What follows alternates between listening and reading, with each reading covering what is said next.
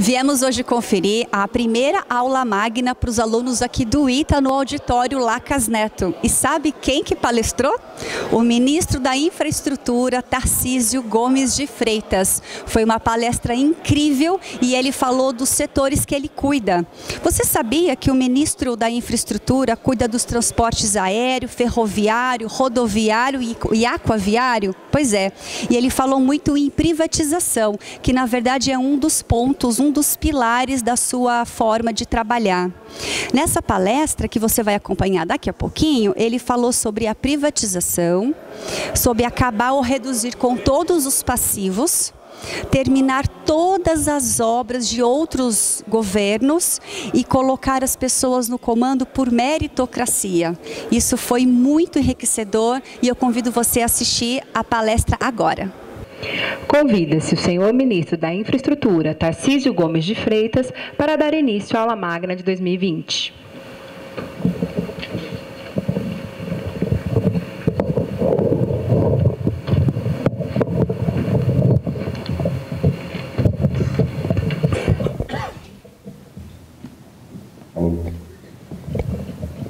Vou falar de pé que eu fico mais à vontade. Senão vão achar que eu sou o Roberto Carlos. Eu queria começar agradecendo o convite, cumprimentando o professor Dr. Anderson Ribeiro Correia, reitor do ITA, em quem eu cumprimento todos os professores, alunos, formandos aqui presentes, os deputados federais Hélio Lopes e Daniel Freitas, que fazem um grande trabalho na Câmara dos Deputados, Tenente Brigadeiro do Ar Sérgio Ferola, ministro do Superior Tribunal Militar de ontem. Em seu nome, eu cumprimento todos os oficiais de ontem, da reserva, que prestaram um grande trabalho às Forças Armadas. Tenente Brigadeiro do Ar, Hélio Paz de Barros, presidente da Infraero, nosso grande presidente da Infraero, tem feito um grande trabalho todo dia, tem uma entrega. Também o Tenente Brigadeiro do Ar, Regito, quem eu cumprimento. Major Brigadeiro do Ar, Hudson Potiguara, diretor-geral do Departamento de Ciência e Tecnologia Aeroespacial, DCTA. Arthur Lima, diretor-presidente da EPL, empresa hoje responsável por todas as nossas modelagens de concessão e pelo planejamento de longo prazo na área de transportes. Marcelo da Costa, secretário nacional de Transportes Terrestres do Ministério da Infraestrutura. Em seu nome, eu cumprimento todos os servidores do Ministério da Infraestrutura. Major Brigadeiro do Ar, Antônio Hugo Pereira Chaves, demais autoridades, senhoras e senhores. Primeiro, é uma alegria muito grande estar aqui presente no Instituto Tecnológico de Aeronáutica. É a primeira vez que eu estou aqui num centro de excelência, nesta casa tão importante. E para mim é uma alegria e uma honra muito grande. Estar numa escola que, no final das contas, como eu digo sempre, essas escolas são verdadeiras lojas de ferramentas. A gente entra numa escola dessa, no início lá da nossa trajetória, recebe uma sacola vazia, e aí os professores, que têm lá uma experiência enorme, vão dando para nós, ao longo do tempo, ferramentas. E a gente não sabe ao certo para que aquela ferramenta serve. A gente acredita que aquela ferramenta deve ser importante, e a gente vai botando ferramenta na sacola. Todo dia nos é entregue uma ferramenta nova, e a gente coloca aquela ferramenta na sacola. A gente entra com a sacola vazia, sai depois de 5 anos com a sacola cheia de ferramentas.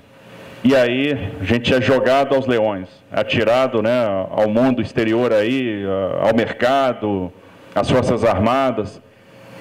E aí a gente começa a ser cobrado, a gente começa a se deparar com os problemas que têm que ser resolvidos. E o engenheiro, o que ele mais faz? É resolver o problema. O engenheiro resolve o problema todos os dias. E qual é a nossa surpresa? É que para cada problema eu tenho a ferramenta ali guardada. A gente às vezes não sabe que tem a ferramenta, mas tem a ferramenta. A ferramenta está lá. E a gente vai usar essa ferramenta e vai resolver algum problema do dia a dia com aquela ferramenta.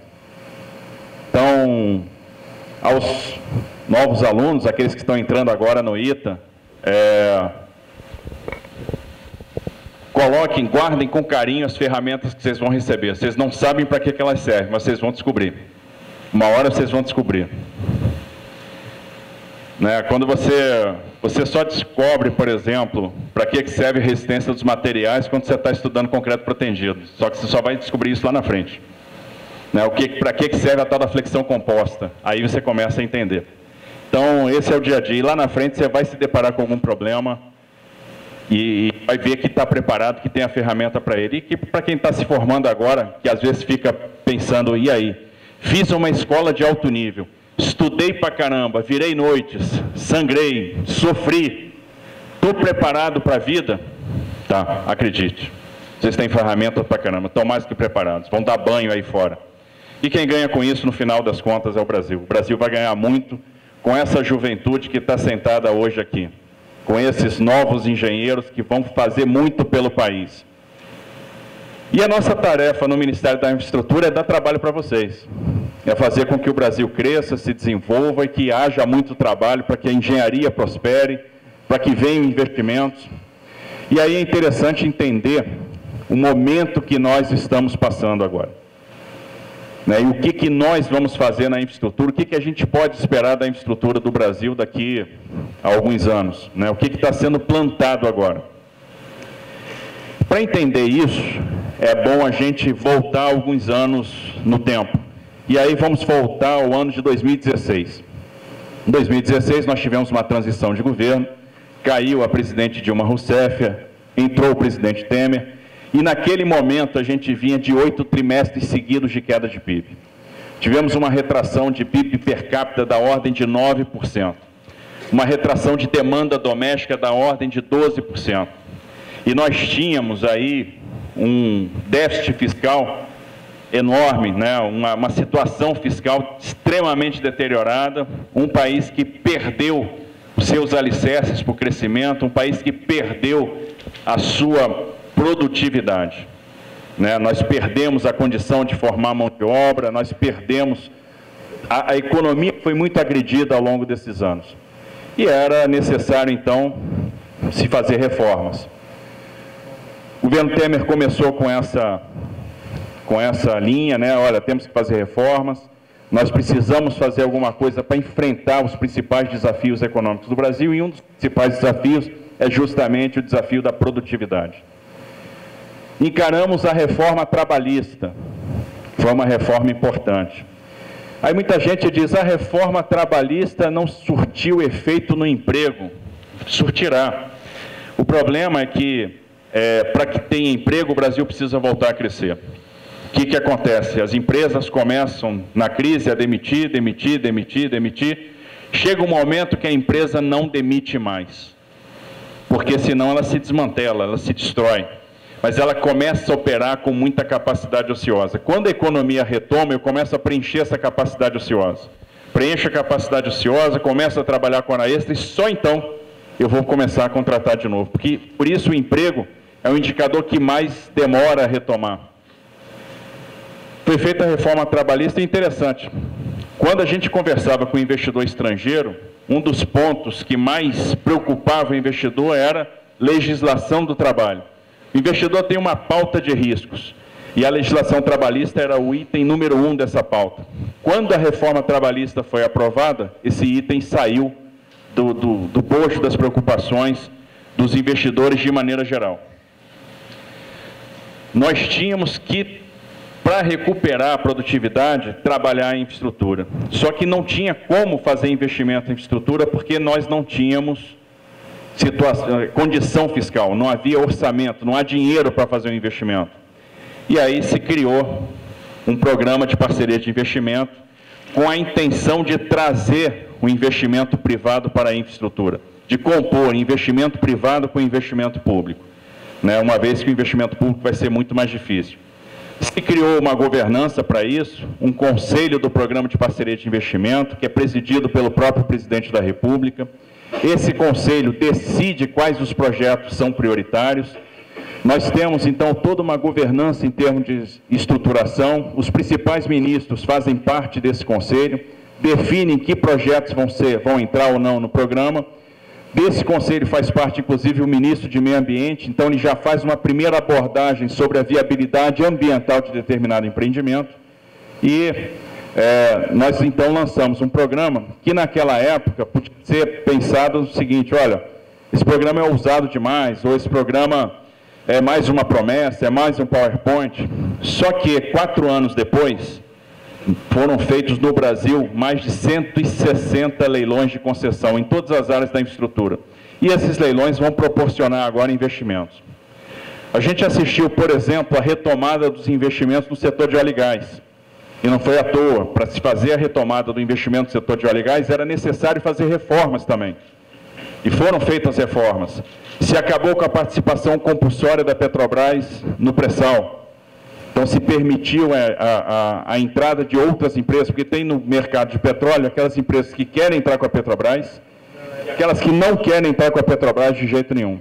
Como a Petrobras hoje exerce preferência, quem quer entrar com a Petrobras já sabe onde a Petrobras vai entrar. Quem não quer entrar com a Petrobras também sabe onde a Petrobras não vai entrar.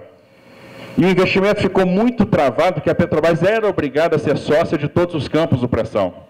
Sem caixa para isso, porque a Petrobras ela foi roubada ao longo do tempo. A Petrobras ficou numa situação muito difícil, muito alavancada. Então ela não tinha como fazer investimento.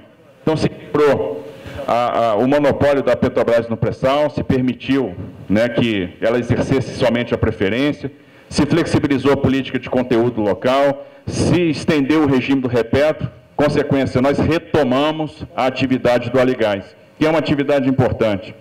Só na área do óleo e gás nós já temos centenas de bilhões de reais de investimentos contratados para os próximos anos, que vai impulsionar uma série de outras cadeias, vai impulsionar a cadeia do gás natural, vai impulsionar a construção naval, com a construção de embarcações de apoio marítimo.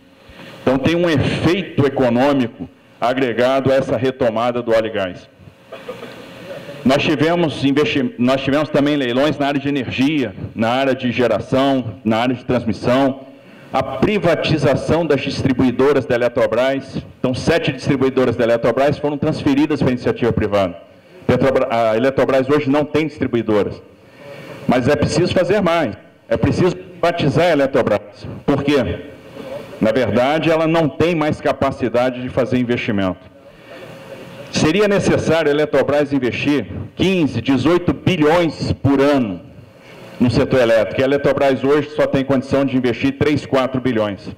Então é necessário que ela tenha um aporte de capital, e esse aporte vai se dar pela abertura de capital da empresa. Porque quando se fala em deficiência de articulação, ora, é muito fácil articular quando se tem cargo e dinheiro para oferecer. Agora, quando não se dá o primeiro escalão, quando não se dá o segundo escalão, fica mais difícil a conversa, porque tem uma cultura que precisa ser quebrada. Isso é uma coisa que a sociedade precisa entender, porque isso vai fazer a diferença para as gerações futuras. Ele foi o presidente que fez esse rompimento, e esse rompimento foi um ato de coragem. Não era fácil e não era qualquer um que faria. Se fosse outro presidente, nós não teríamos tido esse rompimento. Eu não seria ministro, que alguém com meu perfil jamais estaria no ministério. Nós teríamos, provavelmente, um representante de algum partido político, algum deputado, que ia colocar uma série de religionários para dentro do ministério. E essa história termina do jeito que a gente já sabe, com as organizações sendo usadas para fazer caixa para partido, caixa para campanha. O interesse nacional ele fica em segundo plano. Então o presidente teve essa coragem de fazer esse rompimento, e ele paga um preço por isso. Não é fácil, né, fazer essa quebra de paradigma. Mas isso foi muito importante, porque nós conseguimos montar no Ministério um time de técnicos. Eu tenho um craque em cada posição. Eu tenho profissionais que entendem do que fazem. Para cada área do Ministério, para a área de aviação civil, para a área de portos, para a área de transporte terrestre, ferrovia, rodovia, nas agências reguladoras nós estamos indicando bons perfis.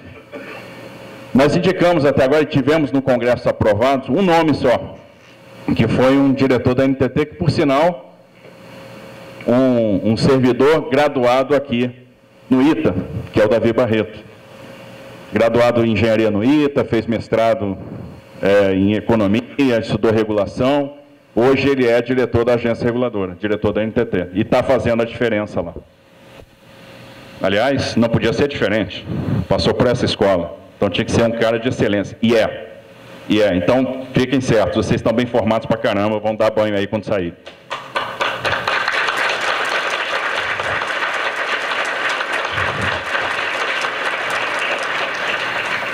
Então, passamos por essas mudanças e aí a gente tem que começar a olhar o que está acontecendo ao redor do mundo. E o que a gente vê aí fora no mundo?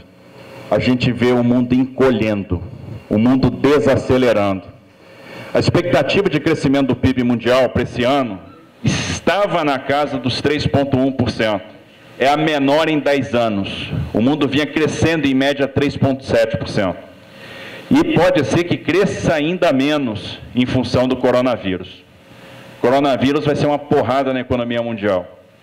Pegou primeiro a China, e a China hoje tem um impacto enorme. Quando nós tivemos a síndrome respiratória aguda, lá atrás, de 2003, a China representava 8% do comércio mundial.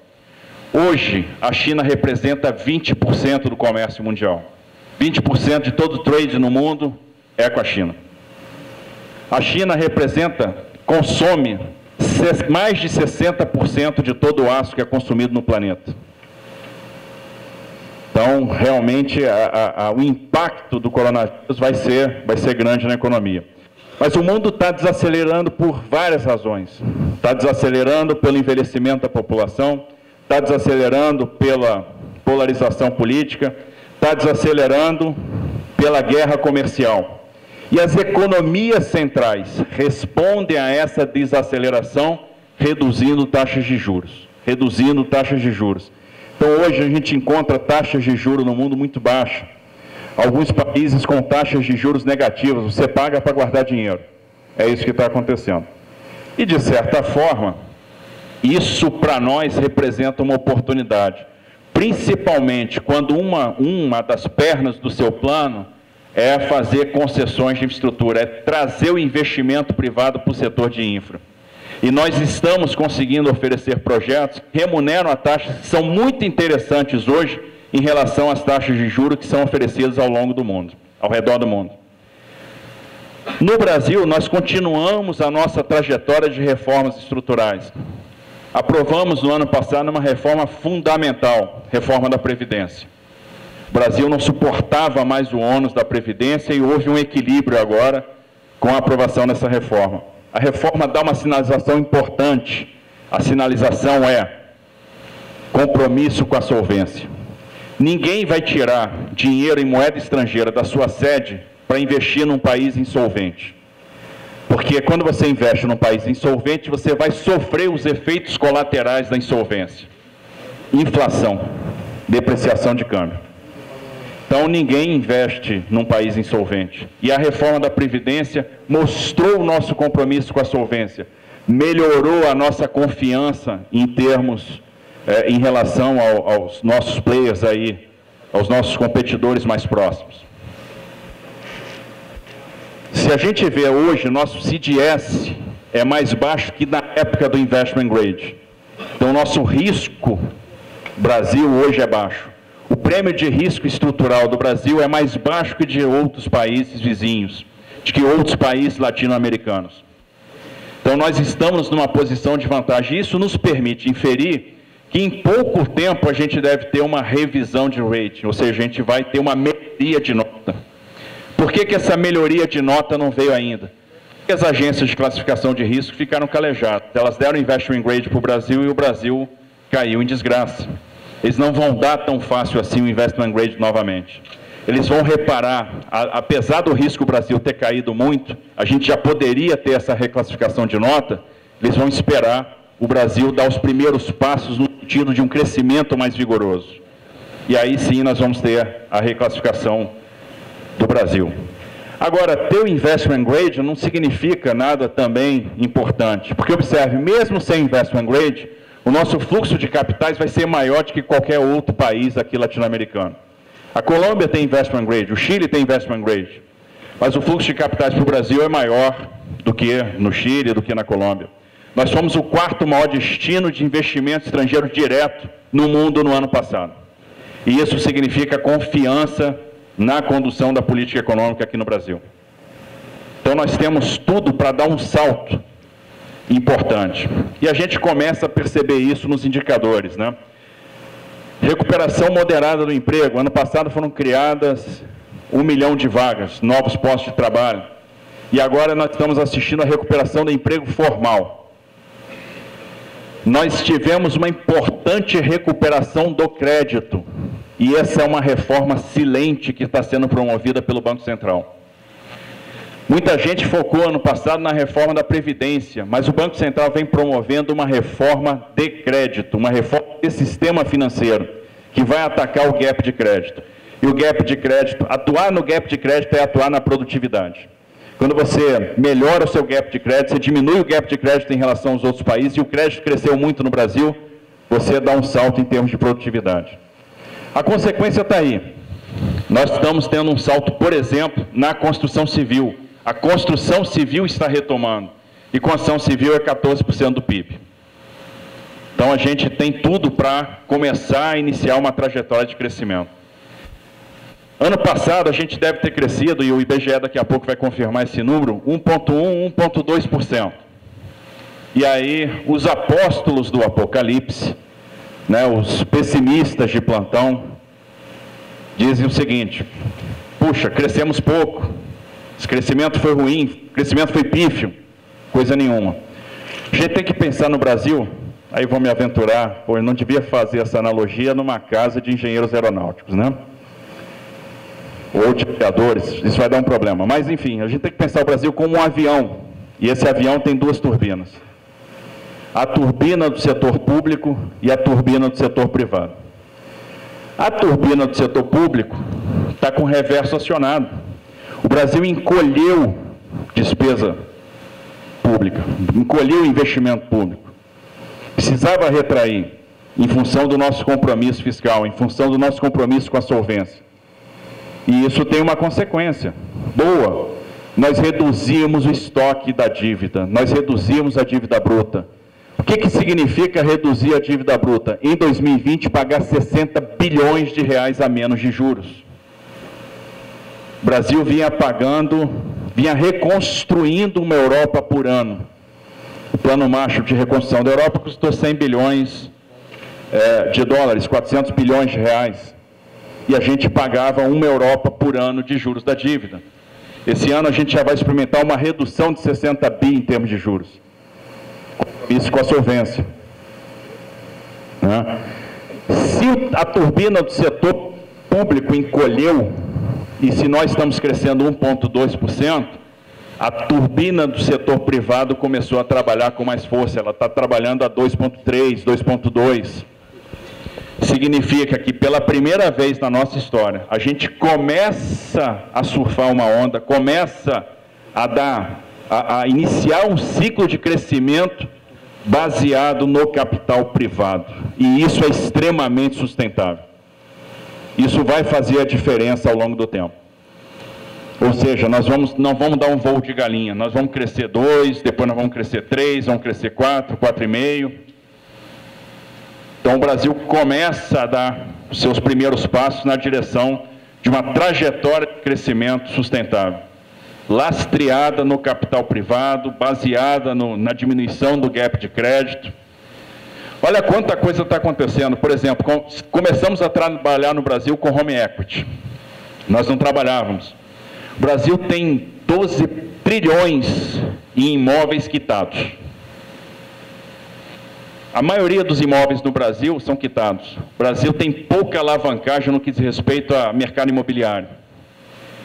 E esses imóveis não eram utilizados como colateral em operações de crédito. A partir do momento que você usa o imóvel quitado como garantia numa operação de crédito, a gente diminui o custo da dívida, a gente aumenta a oferta de crédito. Então são reformas, são micro-reformas, são reformas de sistema financeiro que estão começando a fazer a diferença.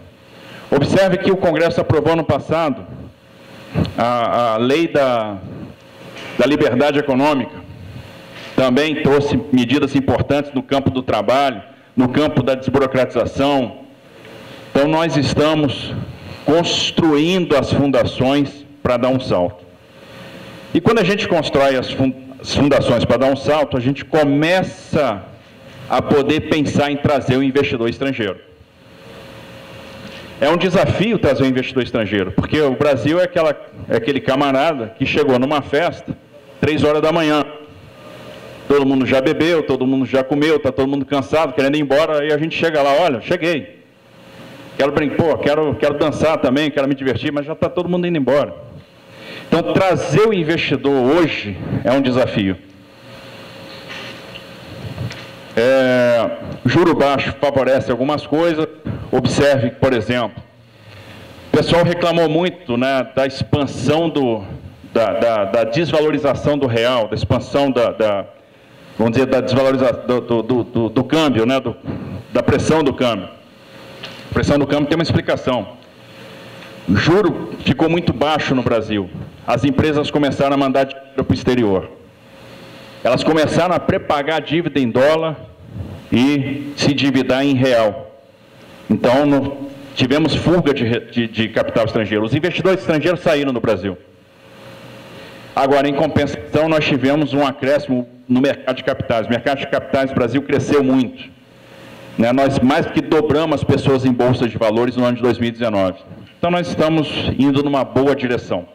E aí, a gente tem todos os elementos para tentar trazer o investidor estrangeiro para cá. E aí, entramos no que a gente está fazendo no Ministério da Infraestrutura. Nossa ação no Ministério da Infraestrutura está baseada em 4 pilares. Primeiro pilar, concessões de infraestrutura para iniciativa privada. Concessão de ativo para iniciativa privada. O que eu puder passar para iniciativa privada, eu vou passar. Porque isso alivia o meu orçamento fiscal, e eu preciso de aliviar o orçamento. Eu fui diretor do DENIT 4 anos. Naquela época, tinha no DENIT 13 bi de orçamento. Só no DENIT. Hoje, para o Ministério inteiro, eu tenho 8 bi. E a gente tem que se virar com 8 bilhões. Então, eu preciso fazer uma composição com o investimento privado. Eu preciso transferir ativos para a iniciativa privada. O segundo passo, o segundo pilar da nossa atuação lá é resolver passivos, resolver problemas que nós herdamos. Nós tivemos problemas de modelagem no governo passado, né, que geraram uma série de ativos deficitários, ativos com problemas. Vide aeroporto de Viracopos, todas as BRs da terceira etapa, 163 Mato Grosso, 163 Mato Grosso do Sul, né, 060 Goiás, 262 Minas, enfim. Porque se desconsiderou demanda, né, se descasou o investimento da demanda, se utilizou o BNDES como variável de ajuste, e quando eu utilizo o BNDES como variável de ajuste para fazer um projeto fazer sentido, eu estou asfixiando o mercado de capitais e eu estou afastando o investidor estrangeiro. Ninguém sabe ao certo com quem está competindo. O investidor tinha a seguinte impressão: pô, esse projeto não faz sentido, e se tal player está sendo tão agressivo, é que ele vai ser ajudado pelo governo depois. E nós estamos mostrando o seguinte: nós não vamos ajudar quem foi irresponsável em proposta. Nós não vamos ajudar quem não cumpriu o contrato. E essa é a principal mensagem regulatória que nós podemos passar para o exterior. E isso ajuda a atrair investimento. Tanto é que nós temos visto já nos nossos leilões a presença cada vez mais forte de players do exterior, de operadores de infraestrutura entrando no nosso mercado. Estamos corrigindo esses problemas e levando, então, o maior programa de concessão do mundo, que o Brasil já viu, e um dos maiores do mundo, dos mais sofisticados do mundo. O terceiro pilar da nossa atuação é terminar obras que estavam inacabadas. Antes de eu pensar em começar um empreendimento novo, eu tenho que terminar aquilo que está andando. E se eu tenho pouco dinheiro tem que servir para 2 coisas. Primeiro, fazer a manutenção do ativo já existente, senão eu perco o que eu já tenho. E 2, terminar aquilo que estava em andamento. Porque obra inacabada não gera taxa de retorno. E eu preciso terminar aquilo que estava em andamento. E o 4º pilar é o fortalecimento institucional. Fortalecer as instituições, fortalecer as agências reguladoras, criar dificuldades, embaraços para que, caso depois lá na frente, venha gente mal intencionada e já não consigam operar como faziam no passado. Exemplo, hoje, para ser dirigente no Ministério da Infraestrutura, qualquer um tem que ser submetido a um processo seletivo. Isso me dá uma blindagem com relação à indicação política. E é interessante porque a gente tem briga por causa disso. Vou dar o exemplo da Companhia Docas do Ceará. Botei lá uma presidente da Companhia Docas.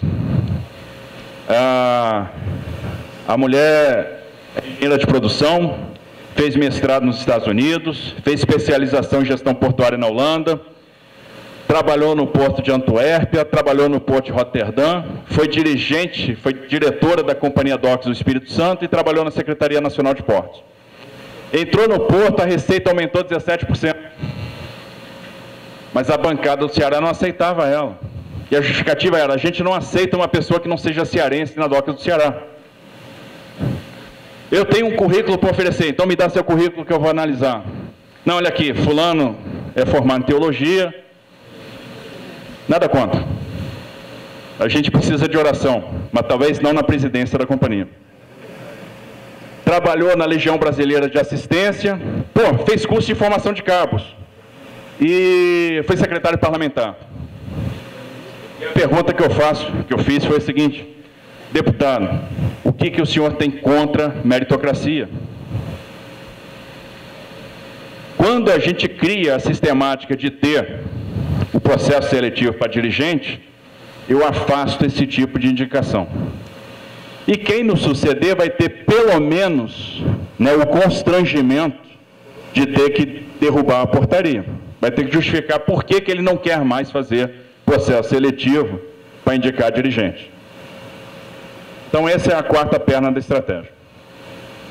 Falando da primeira perna, falando das concessões, que talvez seja o principal, por quê? As concessões que nós projetamos para a infraestrutura vão representar a contratação de 250 bilhões de investimento nos próximos 4 anos. E nós já começamos bem, então eu não estou aqui vendendo sonho no terreno na lua. Ano passado nós fizemos 27 leilões de concessão. Já fizemos a primeira desse ano, que foi há 2 semanas atrás, leilão da BR-101 Santa Catarina, lá do deputado Daniel. Março nós já fazemos outra, que é um terminal de passageiros lá no Porto do Ceará, e por aí vai. Nós vamos fazer esse ano entre 40 e 44 leilões de infraestrutura. Nós vamos entregar esse ano 52 obras, fazer uma entrega por semana. Mas no campo das concessões serão então 250 bilhões de reais contratados nos próximos anos. Bom, eu tenho que oferecer esses ativos no exterior, né, principalmente no exterior, porque se eu pegar o mercado de infraestrutura no mundo que tem a condição de entrar nos nossos leilões, fazer os investimentos, o mercado de infraestrutura do mundo cabe numa folha de A4. Basicamente eu tenho 2 braços, um braço financeiro e um braço operacional. O braço financeiro são fundos de investimento, investidores de equity e dívida, são fundos de pensão e são fundos soberanos. Então, os investidores de equity e dívida geralmente estão nos Estados Unidos e Inglaterra. Os fundos de pensão, Estados Unidos e Canadá, os fortes, que têm apetite para investir em infraestrutura. Os fundos soberanos árabes e asiáticos. Na outra perna, o braço operacional, são alguns operadores de infraestrutura que topam o risco, né, que entram nesses investimentos de longo prazo. Na sua grande maioria espanhóis, alguns italianos, franceses, suíços, alemães, japoneses, canadenses e chineses. E não passa disso. E a gente tem que trazer esses caras para cá. Só que o mundo inteiro quer trazer esses caras para lá. O mundo inteiro quer trazer esse dinheiro, o mundo inteiro quer trazer esses operadores. Então a gente tem que mostrar para eles que nós somos melhores do que os outros. Nós temos que mostrar para eles que nós temos segurança jurídica, nós temos que mostrar para eles que nós temos fortaleza regulatória, densidade regulatória, agências que funcionem. Nós temos que mostrar para eles que nós soubemos tratar os riscos que são observados pelos investidores. E a primeira coisa que a gente faz lá é, primeiro, contar a história do Brasil, contar que nós estamos fazendo o dever de casa, que nós estamos caminhando na linha da solvência, que nós estamos fazendo reformas estruturais, estamos tratando a questão das leis trabalhistas, fizemos a reforma da Previdência, vamos fazer reforma administrativa, vamos fazer reforma tributária. Então isso é importante, né, para o investidor ganhar confiança. E depois a gente entra um pouco nos contratos. Todos os riscos que os investidores detectavam a gente está tratando. Por exemplo, risco de câmbio. frequentemente, sempre o risco do câmbio foi um risco observado pelos investidores e isso nunca foi tratado pelas autoridades econômicas. Nós estamos tratando. E às vezes tratando por dentro do contrato, usando a criatividade. Vários contratos, nós temos parcelas de outorga fixa, outorga variável, ou seja, valores que são devidos pela exploração do ativo por parte do concessionário. A gente utiliza a outorga variável, por exemplo, para redear câmbio, ou seja, se o investidor toma dinheiro no exterior, né, e de repente sofre com uma depreciação, a gente abate a perda da depreciação daquele valor da outorga variável. Se tiver um ganho com o câmbio, ou seja, o câmbio apreciou, a gente acrescenta a apreciação naquela outorga variável. E eu vou trabalhando com débitos e créditos numa conta gráfica até o final do período de financiamento, tendo ainda uma cauda até o final do contrato para fazer o acerto de contas. Ou seja, é um jogo de soma zero no final do contrato, mas que protege o investidor no curto prazo. Eu não deixo o investidor morrer no curto prazo. Sempre partindo do pressuposto que câmbio e inflação vão convergir no longo, né? Então, a gente está dando esse tratamento dentro do contrato. A gente está tratando, por exemplo, uma coisa que afligia muito o investidor estrangeiro, tributação sobre o ganho de capital. E as regras brasileiras estão se adaptando, por exemplo, às regras dos países da OCDE. Né? A gente está deixando de tributar o ganho de capital na última perna, que era uma coisa também importante. Nós estamos modernizando as nossas regras de câmbio. As operações de swap vão ficar mais baratas, porque ao invés de tributar o final de cada liquidação, a gente vai tributar apenas o final da operação. Então, são questões que vão conversando com o investidor estrangeiro e eles hoje têm a percepção que o Brasil tem o programa de concessões mais sofisticados do mundo. Isso desperta o interesse. Nós conseguimos dar um grau de sofisticação não visto antes. E é por isso que os nossos leilões estão sendo todos bem-sucedidos até aqui. Leilões importantes estão sendo feitos e estão sendo bem-sucedidos. Nós fizemos, ano passado, nossa primeira, e agora entrando um pouco nos setores, nos modos de transporte, nós fizemos o primeiro leilão de concessões de aeroportos em blocos. Concedemos 12 aeroportos em blocos, um bloco Nordeste, um bloco Centro-Oeste, um bloco Sudeste, e esse ano nós vamos fazer o leilão de mais 22 aeroportos também em blocos. Um bloco Norte 1, aeroportos lá da região amazônica, ancorados, porto importante que é o de Manaus, um importante hub de carga, um bloco central ancorado pelo aeroporto de Goiânia, e um bloco sul com aeroportos importantes como o de Navegantes, né, o de Curitiba, o de Foz do Iguaçu, que é o segundo maior destino de estrangeiros no Brasil. E preparando já o terreno para fazer um outro leilão no ano. Esse leilão deve ocorrer até o final do ano, preparando o terreno para fazer um leilão aí em 2021, final de 2021, início de 2022, com os outros 19 aeroportos que faltam da rede Infraero. Ou seja, toda a rede Infraero vai ser transferida para iniciativa privada. E aí nós vamos ter leilão incluindo o aeroporto de Congonhas e o aeroporto de Santos Dumont. Só para você ter uma ideia, a ligação Rio-São Paulo é a quarta rota mais movimentada do planeta. E aí a gente vê a potência em termos de movimentação desses dois aeroportos. E isso, obviamente, vai atrair, vai despertar o interesse do investidor. O Brasil hoje tem o 6º maior mercado de aviação do mundo, mas tem tudo para se tornar o 3º maior mercado. Em função da dimensão territorial, em função da população. E para isso, para a aviação crescer no Brasil, a gente também tem que atuar em alguns fatores. A gente tem que atuar nos fatores de custo, a gente tem que atuar na regulação. Então, o primeiro passo é simplificar a regulação, eliminar barreiras regulatórias. E uma barreira regulatória importante foi eliminada, que era justamente a entrada do capital estrangeiro nas companhias de aviação. Então, hoje, nós podemos ter companhias brasileiras com 100% de capital estrangeiro. A outra barreira é o negócio da franquia da bagagem.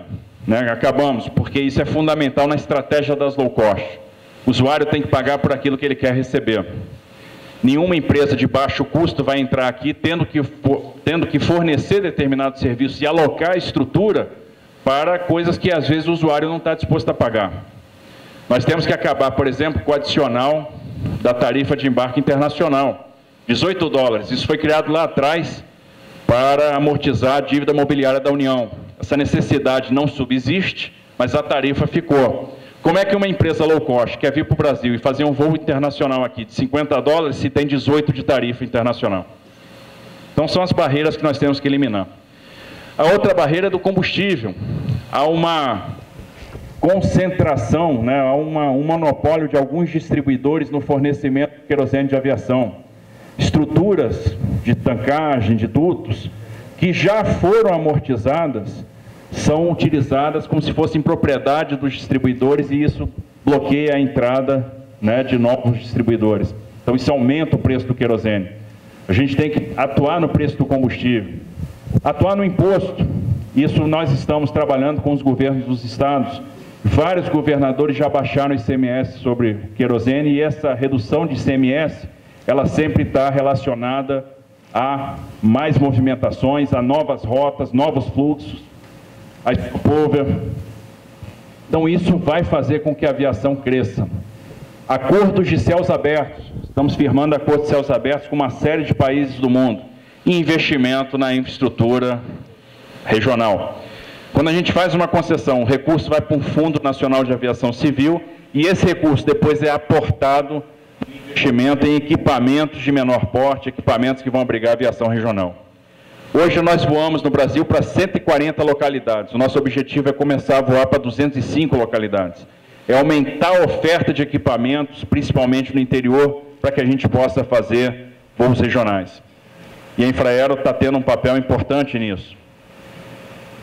Então a aviação vai crescer muito e nos próximos 2 anos e pouco, a gente vai ver então o leilão dos 41 aeroportos da rede Infraero.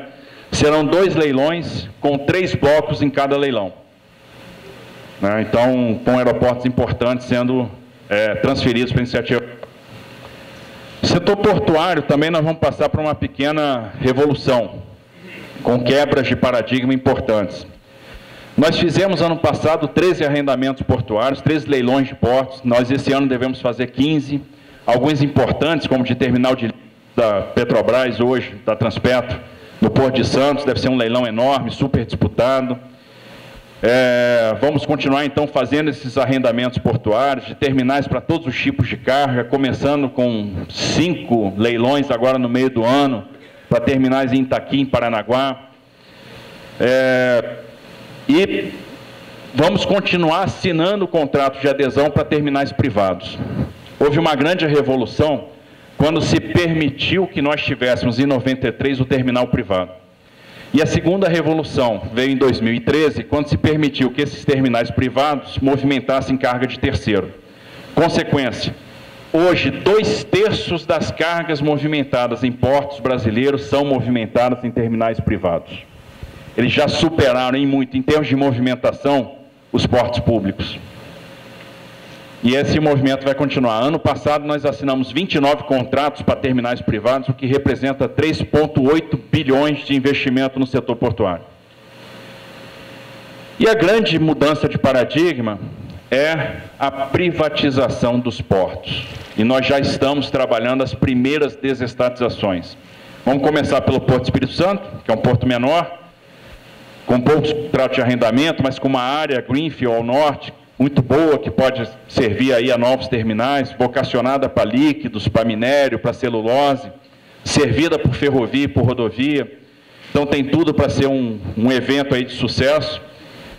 E a gente começa com um portozinho menor, para na sequência fazer a privatização no Porto de Santos, provavelmente conjugada com São Sebastião.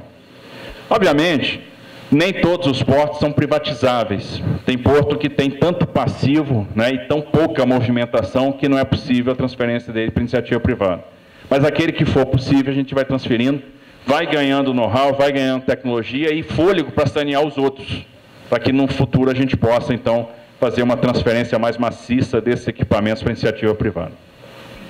Na área de rodovias, nós vamos fazer leilão de 17 mil quilômetros de novas concessões nos próximos 3 anos. É muito? É pouco? É muito. Só para se ter uma ideia, o Brasil fez 10 mil quilômetros de concessão em 25 anos. Nós estamos falando em fazer 17 mil em 3. Já começamos, a gente tem mais de 5 mil quilômetros estruturados já indo para o Tribunal de Contas da União e com leilões que devem acontecer já no ano de 2020, início de 2021.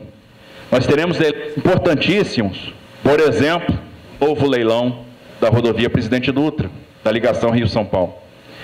E aí nós vamos ter aí uma rodovia muito mais moderna, uma rodovia que vai ter iluminação de LED de cabo a rabo, de ponta a ponta, 32 bilhões de reais de investimento, muita quarta faixa, uma nova descida da Serra das Araras, com 4 pistas de cada lado, enfim, vamos melhorar muito a situação aí da Nova Dutra, né, com muitos investimentos nos municípios do Vale do Paraíba, na chegada em São Paulo, 1,1 bi só no município de Guarulhos, né, ali a gente vai ter uma via expressa com free flow, ou seja, o que tem de mais moderno em termos de tecnologia de informação, em termos de operação rodoviária, nós estamos trazendo para essa concessão da Nova Dutra. E, assim, nós vamos ter concedidas ligações importantes para o agronegócio, por exemplo, como a 153 Goiás-Tocantins, né, que liga Anápolis a Porto Nacional, a 364 Rondônia. Hoje, pela 364 Rondônia, já sobem 10 milhões de toneladas de grãos. Né, carga que sai do Nordeste do Mato Grosso, chega a Porto Velho, embarca na hidrovia do Madeira até Itacoatiara, e Itacoatiara segue no longo curso para a Europa e Ásia. Nós vamos conceder esse ano ainda, provavelmente, a BR-163 Pará, que nós acabamos de entregar.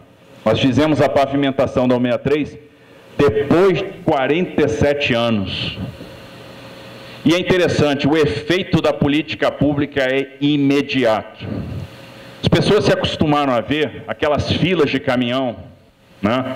E ano passado meu carnaval foi lá, foi na 163, que nós tínhamos a Toleiro, 50 quilômetros de fila de caminhão, parado num sentido, mais 35 quilômetros parados no outro sentido. O caminhoneiro levava 10 dias, 11 dias para fazer a entrega no porto de Miritituba e retornar. Então ele fazia 2, 3 viagens mês.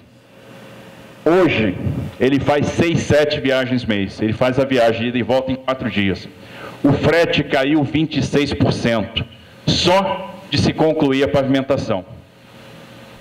Então é imediato, o efeito é imediato.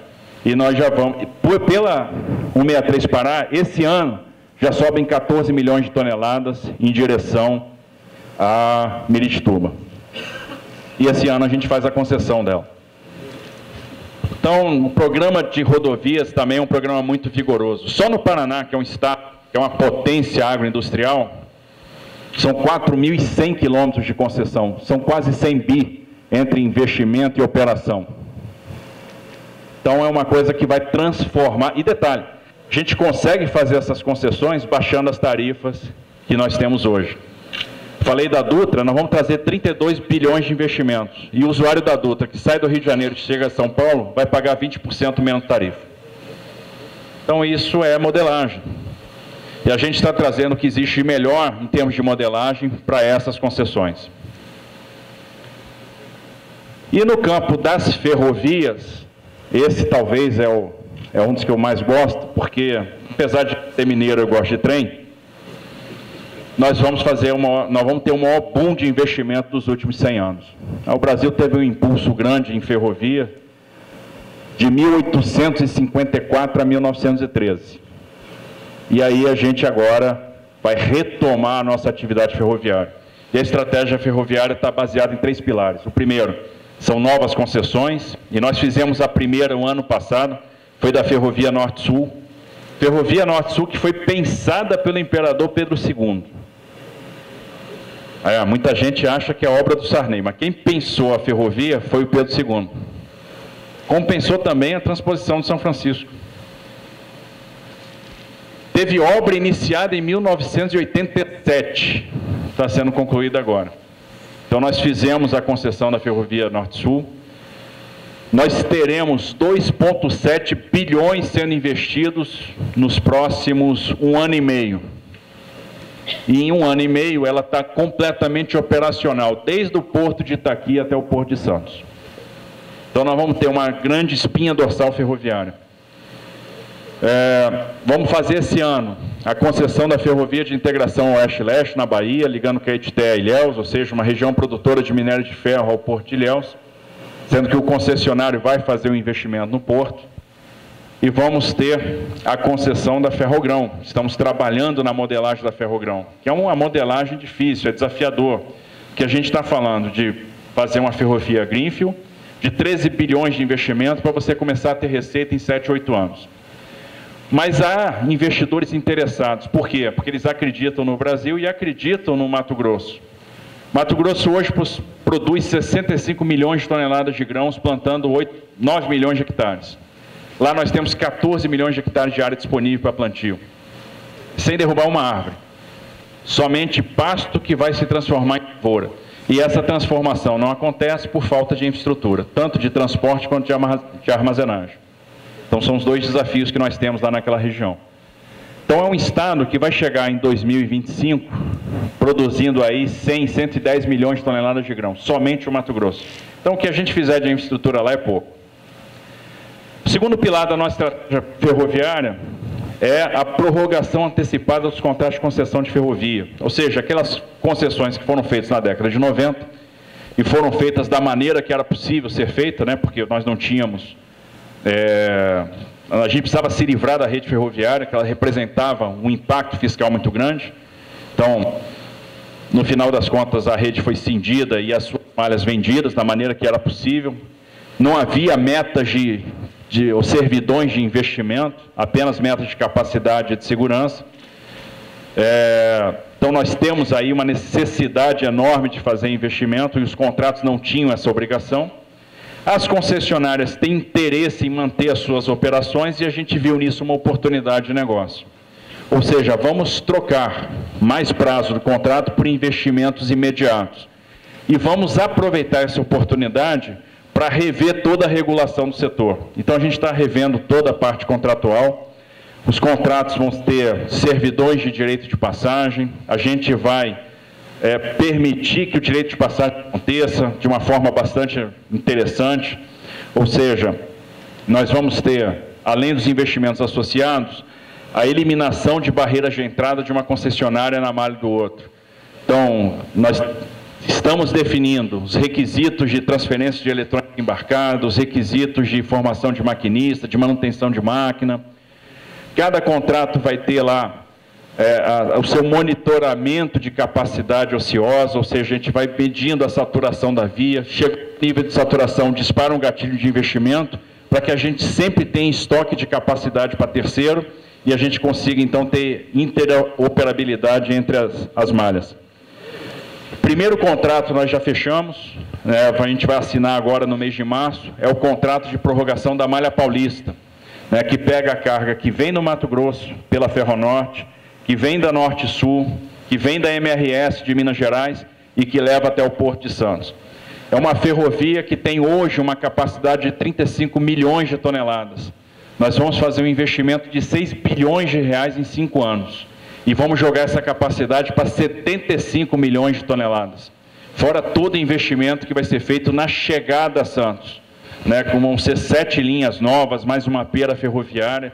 E isso tem a ver com também o novo plano, o novo PDZ do Porto de Santos, onde a gente vai transformar, nós vamos trabalhar com a lógica de clusters, O Porto de Santos, então, vai ser dividido em vários clusters para determinados tipos de carga. Isso já pensando na logística de ferrovia na chegada ao porto. E estamos aproveitando para usar a criatividade. Observem, por exemplo, prorrogação da Estrada de Ferro Vitória-Minas, da Vale. Então, a Vale quer prorrogar a Estrada de Ferro Vitória-Minas. Ok, vamos prorrogar. Como eles fizeram muitos investimentos ao longo do tempo, já não tem mais o que investir tanto na malha. Só para se ter uma ideia, uma ferrovia de 1904, que hoje, bitola métrica, que hoje faz 120 milhões de toneladas ano. Ou seja, isso é possível graças a muito investimento. É uma das 10 ferrovias mais eficientes do planeta. Aliás, nós temos aqui no Brasil as ferrovias mais eficientes do planeta. E a mais eficiente do planeta é a Estrada de Ferro dos Carajás. É a única no mundo que a gente opera com 300 vagões e 6 locomotivas. Esse é o trem tipo lá. Tem um parque de oficinas que é moderníssimo, que o vagão ele para, nós temos um carrinho por baixo que tira um rodeiro, anda mais um pouquinho, coloca o rodeiro novo, né, tira o rodeiro para manutenção, e essa operação é feita em 2 minutos. Troca-se um rodeiro de trem mais rápido do que o borracheiro troca o pneu do carro. Isso é eficiência na veia, isso é produtividade. E é por isso que a ferrovia faz 200 milhões de toneladas ano. Muito pouca gente sabe, mas hoje 22 milhões de toneladas que saem do Mato Grosso chegam ao Porto de Santos por ferrovia. E nós começamos agora a fazer a operação de container, né, de carga containerizada com container empilhado. Né? Estamos trabalhando com double stack. Então a gente está aumentando a capacidade ferroviária. Nesses investimentos que vão ser feitos, por exemplo, na Malha Paulista, né, a gente falou em 6 bi, nós vamos ter duplicação de trecho, construção de contornos e substituição da superestrutura. Então nós vamos ter dormente novo e trilho novo. O trilho tem que ser de outro perfil, porque a gente hoje trabalha com trem tipo de 80 vagões, nós vamos começar a trabalhar com trem tipo de 120 vagões. Aí, por exemplo, o caso da Vitória Minas, vamos lá prorrogar. Como tem pouco investimento a fazer, que o investimento for sendo feito ao longo do tempo, tem uma outorga grande devida pela exploração do ativo mais 30 anos. O que a gente vai fazer com essa outorga? A gente poderia botar no Tesouro. O Guedes ia ficar feliz. Não vamos fazer o seguinte, vamos aplicar isso em ferrovia. Então vale, você ao invés de pagar a sua outorga em dinheiro, você vai construir uma ferrovia nova para mim. Você vai fazer a ferrovia de integração do Centro-Oeste. E nós vamos ter uma ferrovia que vai ligar o Vale do Araguaia à ferrovia Norte-Sul. E esse contrato a gente assina esse ano. No final das contas, ganhei mais uma ferrovia. E quando a ferrovia estiver pronta, de quem é a ferrovia? Do Estado, é da União. E o que nós vamos fazer? Vamos licitar a operação. Então, aquilo que tinha VPL negativo, porque era uma ferrovia greenfield, eu tinha o risco de engenharia para vencer, uma vez vencido o risco de engenharia, VPL se tornou positivo. Eu licito a ferrovia, licito a operação e vou oferir uma nova outorga. Ou seja, ganhei a ferrovia e ainda vou meter dinheiro no bolso. O que eu faço com essa outorga? Vou investir em outra ferrovia. Aí estendo ela até Lucas do Rio Verde. Ou então, a gente joga no Tesouro. Vamos amortecer dívida. E dessa forma nós vamos fazer, por exemplo, a transposição da linha de carga da MRS aqui em São Paulo. A gente consegue segregar a linha de carga da linha de passageiros. Vamos saltar, fazendo essa transposição, numa capacidade de 1,5 milhão de toneladas para 10 milhões de toneladas. E vamos liberar a linha de passageiros e deixar a bola na marca do pênalti para o governo de São Paulo licitar o trem intercidades, de Campinas para São Paulo, que é um trem de média velocidade. Então nós vamos dar um impulso no sistema ferroviário. Nós estamos falando de investir 30, 40 bi nos próximos 5 anos. E a participação do modo ferroviário na matriz vai sair dos atuais 15%, 18% para 30% em 8 anos. Um dos objetivos do Ministério é reequilibrar a matriz de transportes. Por isso que a gente vai lançar, por exemplo, agora o programa de cabotagem, estimular a cabotagem. A gente vai libertar a cabotagem das amarras da indústria da construção naval, que travaram a cabotagem ao longo desses anos. Nos últimos 25 anos, quantas embarcações de cabotagem nós fizemos no Brasil? 2. Então chega um ponto que a gente tem que reavaliar a política pública. Está valendo a pena esse protecionismo à indústria naval brasileira? Não, a gente travou a cabotagem. Então vamos libertar as amarras, vamos zerar imposto de importação, aliás já estamos, para embarcações de cabotagem, vamos permitir o afretamento, a viagem, sem suspensão de bandeira. Ah, mas aí vocês vão matar a indústria naval? Não, nós vamos direcionar a política pública para aquilo que ela é vocacionada. E a indústria naval brasileira é vocacionada para o apoio marítimo, para o apoio portuário e para a navegação interior. É isso que a gente vai preservar na política pública de proteção à indústria naval. Aquilo que realmente ela tem vocação. E a indústria e o apoio portuário vai crescer muito agora com os investimentos no pré-sal. Então é isso que nós vamos fazer. Nós não temos simplesmente uma lista de projetos que foi tirada ao acaso. Todo o nosso programa de infraestrutura está lastreado no Plano Nacional de Logística, que é um plano de longo prazo. Ou seja, que é um plano microeconômico, é um plano onde a gente analisa as origens e destinos, ou seja, a gente monitora como é que é a produção no Brasil, a gente verifica, por meio de modelos econométricos, como essa produção vai crescer ao longo do tempo. Aí a gente estabelece aí, né, a gente consegue, analisando o problema na perspectiva da demanda, quais são as necessidades de infraestrutura. E quando a gente confronta isso com a oferta, a gente verifica quais são os gargalos. O investimento no gargalo, então, é atribuir, aí a gente define o que a gente vai investir, o que cabe nesses investimentos à iniciativa privada e aquilo que não faz sentido para a iniciativa privada, que nós vamos ter que aplicar com o orçamento da União.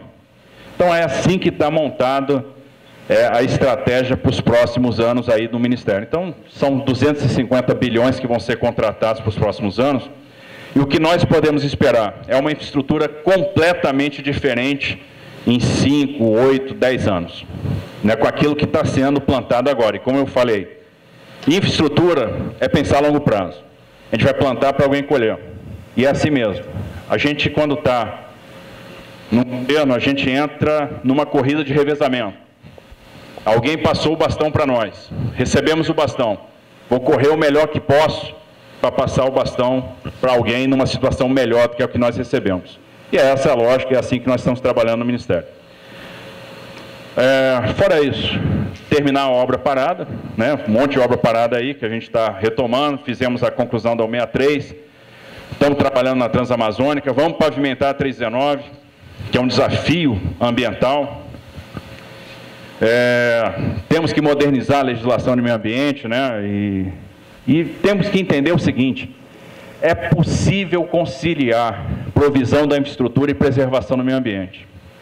E nós não podemos aceitar o discurso que nos estão impondo, que nós agora somos os vilões do meio ambiente. Não somos, nunca fomos. O Brasil é líder no que diz respeito ao meio ambiente, é uma potência ambiental. É o único país do mundo que tem mais de 60% de floresta preservada, inclusive franjas de Mata Atlântica. Tem 84% de Amazônia preservada, 42% de matriz energética renovável. A Alemanha tem 14%. Como é que nos impõe a pecha de destruidores do meio ambiente? Nós não podemos aceitar. Isso é uma questão de narrativa, uma questão de discurso.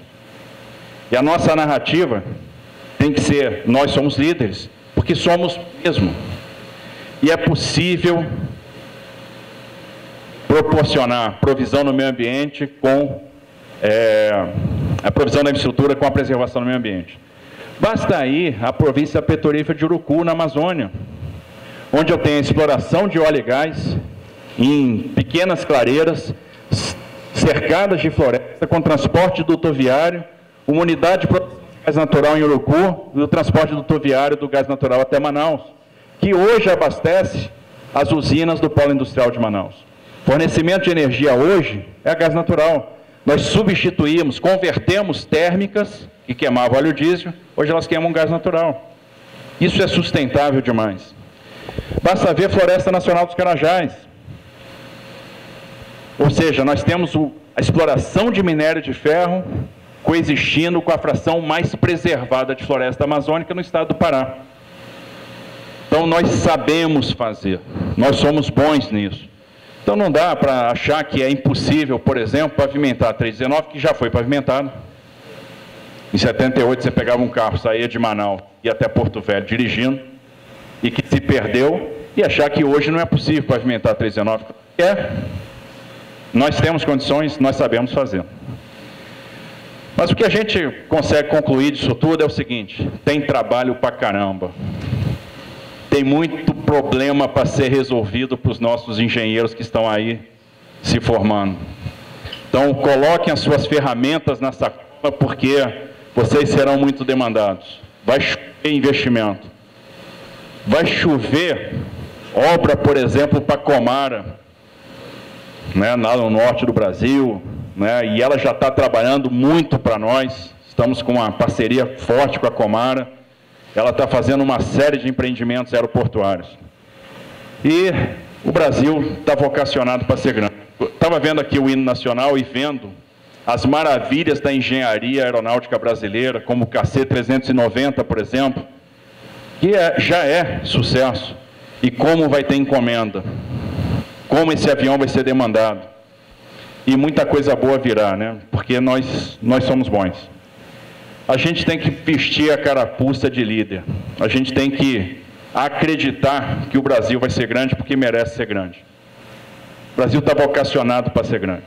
Se a gente fizer e pegar, por exemplo, países do mundo que têm dimensão continental, área superior a 5 milhões de quilômetros quadrados. Países do mundo que têm populações muito grandes, acima de 150 ou 200 milhões de habitantes. Países no mundo que têm PIB superior a $1 trilhão. Se a gente pegar esse diagrama, na interseção nós vamos ter somente 3 países: Brasil, Estados Unidos e China. Então nós temos tudo para ser grandes. E a grande questão de ser grande é atitude, é querer ser grande, é não aceitar determinadas coisas e trabalhar para ser grande, é não aceitar, por exemplo, fazer parte da geração perdida. Ninguém quer fazer parte da geração perdida, ninguém quer ser geração perdida, eu não quero, eu não aceito isso para mim. E eu tenho certeza que ninguém aqui aceita isso. Nós vamos ser parte da geração que vai transformar o Brasil. E essa transformação já começou. E quem está aqui dentro desse auditório vai ter um papel relevante nessa transformação, porque aqui nesse auditório estão os melhores. E a gente confia em vocês.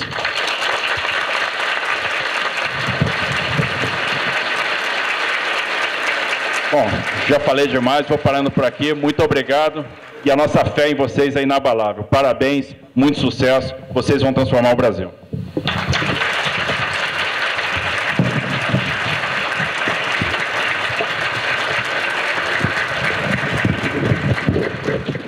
Pois é, uma aula como essa enriquece muito, não é à toa a presença aí de muitas autoridades e deputados aí para assistir essa cerimônia solene aqui no ITA.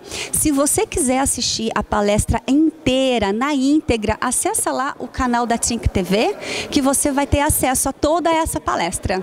A gente fica por aqui, eu vou embora, tchau!